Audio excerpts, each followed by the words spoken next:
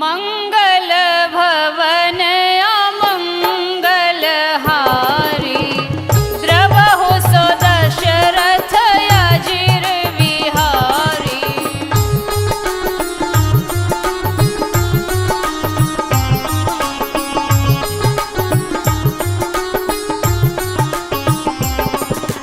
अब प्रभु कृपा करहु जई भांति, सब तजि भजन करहु दिन राति। दीन दयाल बिरद संभारी, हरहु नाथ मम संकट भारी।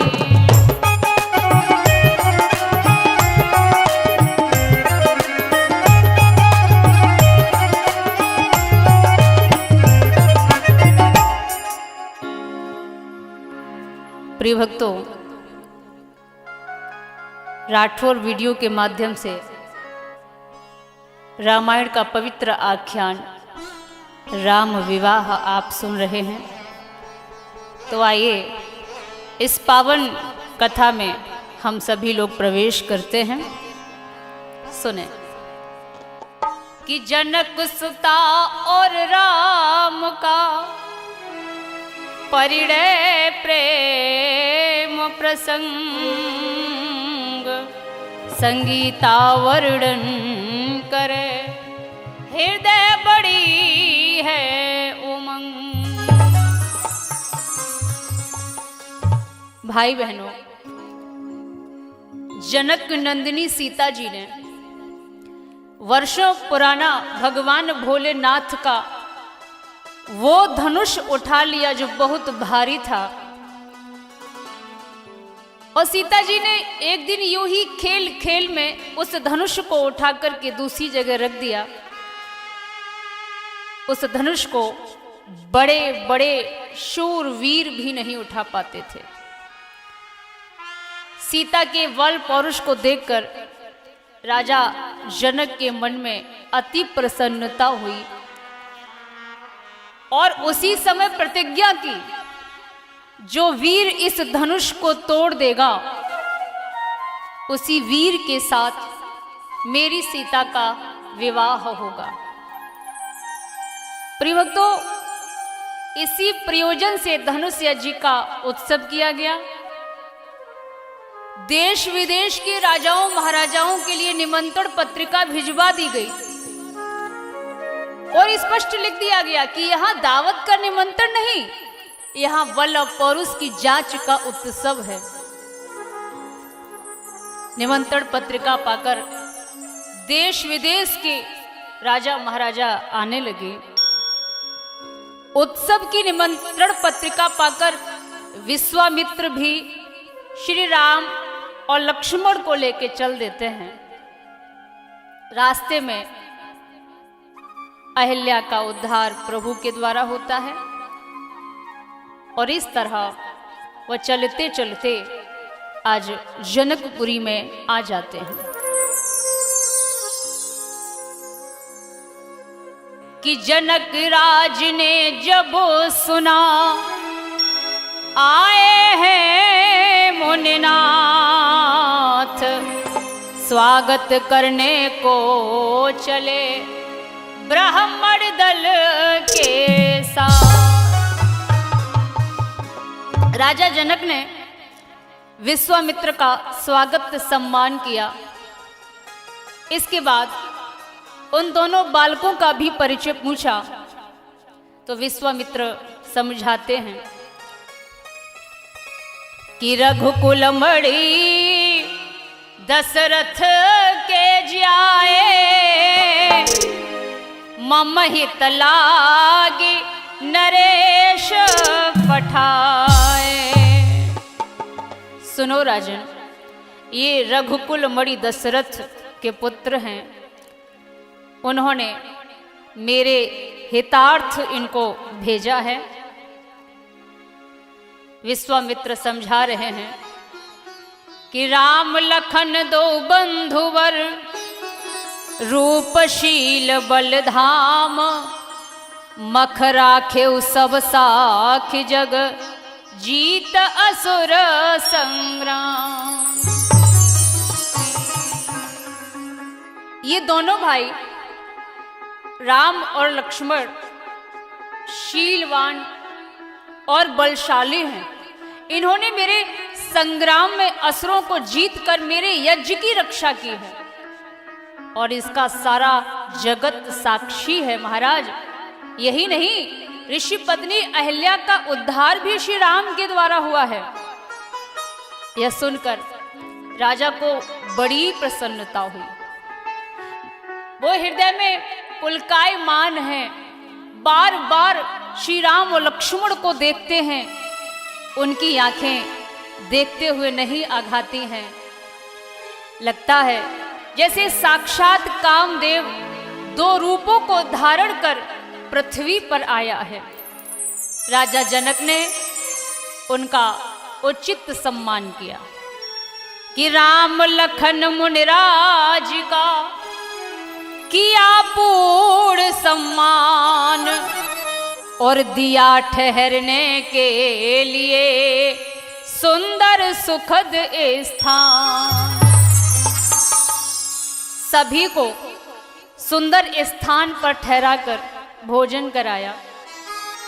भोजन करके विश्राम कर ही रहे थे, तब तक लक्ष्मण के मन में नगर देखने की लालसा हुई। तो श्री राम ने अपने भैया लखनलाल के हृदय की बात को समझ लिया। तो देखिए महाराज, लखन हृदय लाल सा बिसेखी, जाय जनकपुर आई देखी। राम सिया राम जय जय राम, राम सिया राम जय जय राम।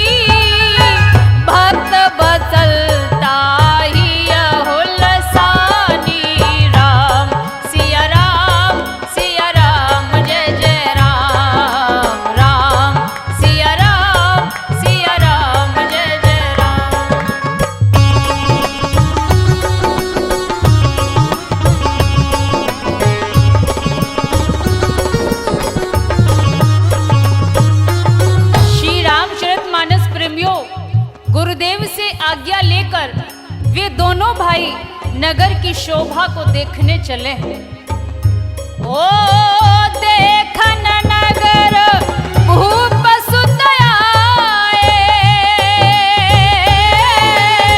समाचार पुरवासी न पाए। राम सिया राम जय जय राम, राम सिया राम जय जय राम।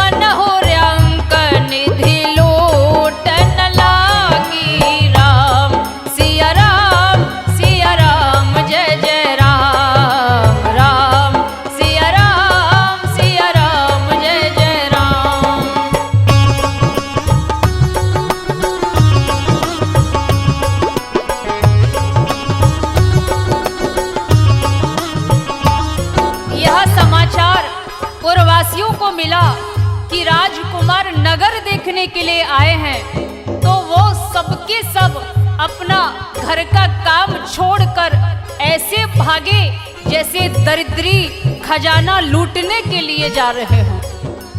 निरखी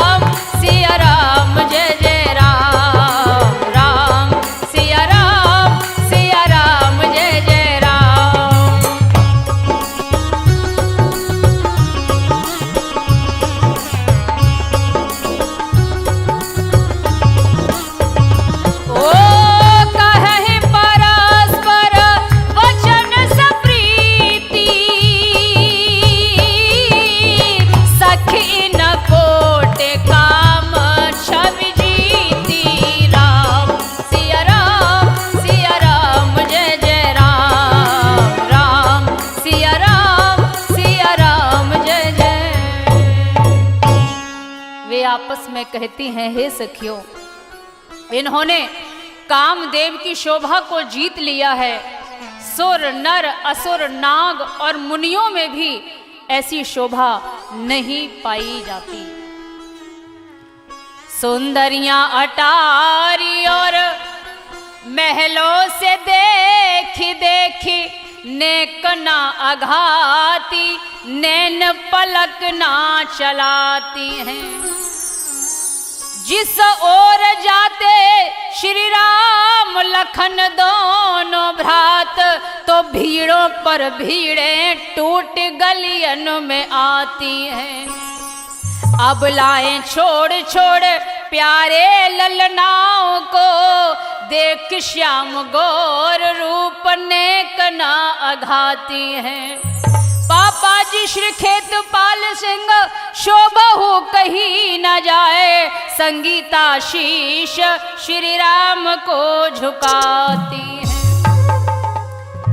भीड़ों पर भीड़ें टूट रही हैं गलियों में श्री राम का दर्शन करने के लिए। तो देखिए महाराज किस तरह से भीड़ इकट्ठी हो रही है कि द्वारों छतों झरोखों पर, खिड़कियों पे और अटारों पर,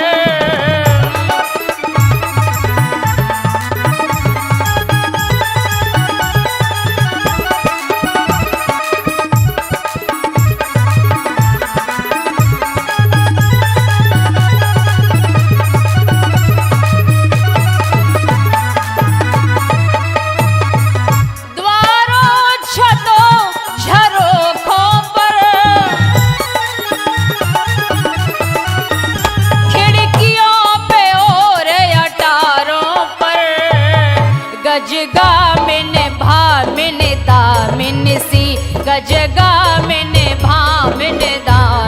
सी, धाई छाई चौबारों पर। जय हो।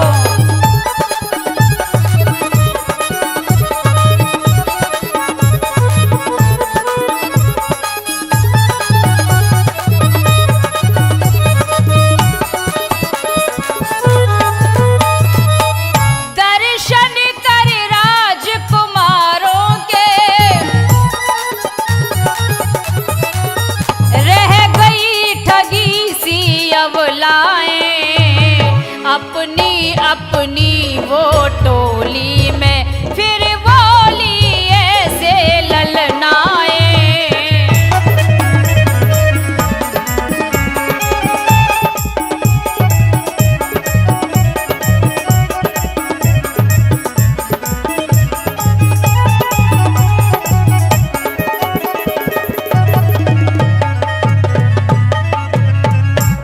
एक सखी ने प्रभु श्री राम का दर्शन नहीं कर पाया, तो उस सखी ने हाथ जोड़ करके कहा, हे राघव, हे प्रभु, थोड़ी देर खड़े हो जाओ, अभी हमने आपका दर्शन नहीं कर पाया।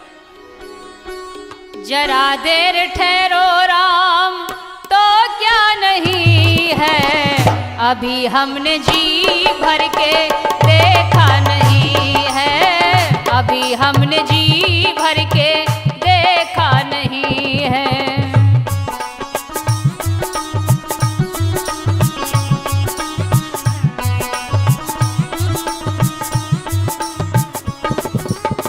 देख न पाई बंद थी किवड़ियां, ठाड़ी सब कह रही है सखियां। जरा देर ठहरो राम, तो क्या नहीं है, अभी हमने जी भर के देखा नहीं है, अभी हमने जी भर के देखा नहीं है।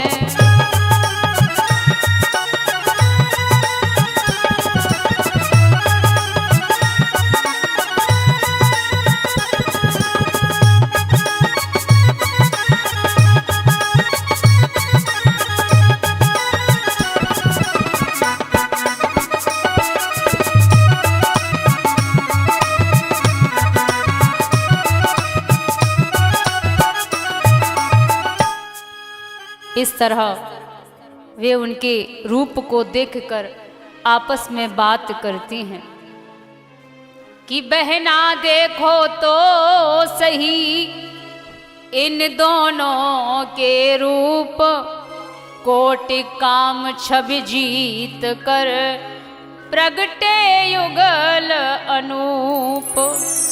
वे आपस में उनके रूप की प्रशंसा कर रहे हैं।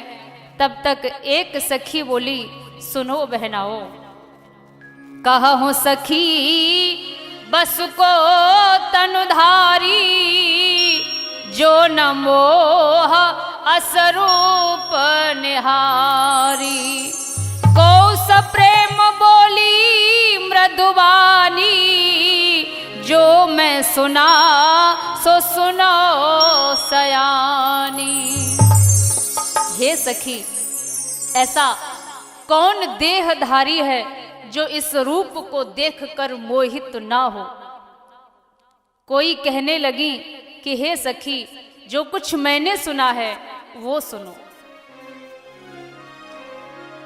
कि सुनते हैं कौशलवासी है, सुनते हैं कौशलवासी है, सुत है दशरथ राजेश्वर के।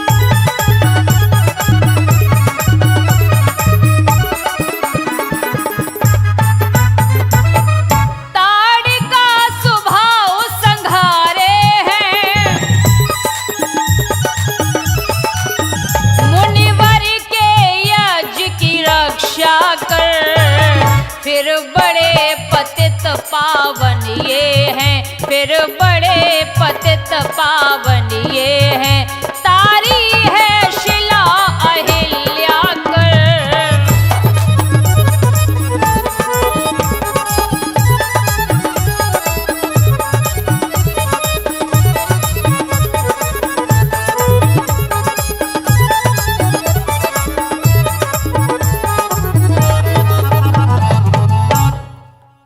इस प्रकार एक सखी अपनी सखियों को बता रही थी।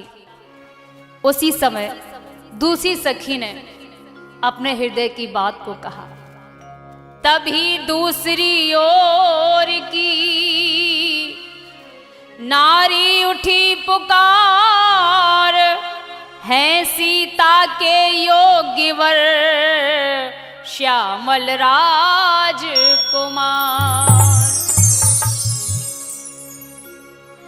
आपस में सखियां इस तरह से बात कर रही हैं। इधर संध्या समय होने पर ये दोनों भाई वापस अपने गुरुजी के पास में आए, पुनः वंदन किया। गुरु चरणों की सेवा करने के बाद गुरु आज्ञा से दोनों भाई सो गए। सवेरा होने पर सर्वप्रथम राम और लक्ष्मण जागते हैं, गुरु को प्रणाम किया और गुरु की आज्ञा पाकर दोनों भाई पूजा के लिए फूल लेने के लिए चले हैं। जब ये दोनों भाई उस बाग में पहुंच गए तो बाग बाग थी बाग की फैली हुई बहार, और फूल फूल कर फूल भी लुटा रहे थे प्यार। पुष्प वाटिका की शोभा देखकर दोनों भाई दंग रह गए। माली की आज्ञा लेकर वो दोनों भाई आज फूल चुनने लगे। तो उसी समय देखिए महाराज क्या होता है। ते ही अवसर सीता तहाई, गिरजा पूजन जनन पठाई।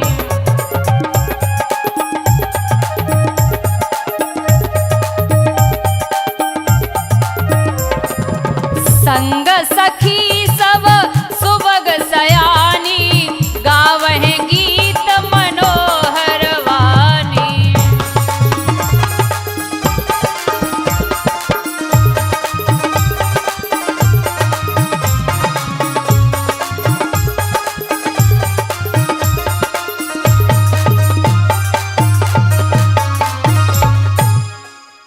उसी समय सीता जी भी पुष्प वाटिका में अपनी सहेलियों के साथ आ जाती हैं मां गिरजा की पूजा करने के लिए।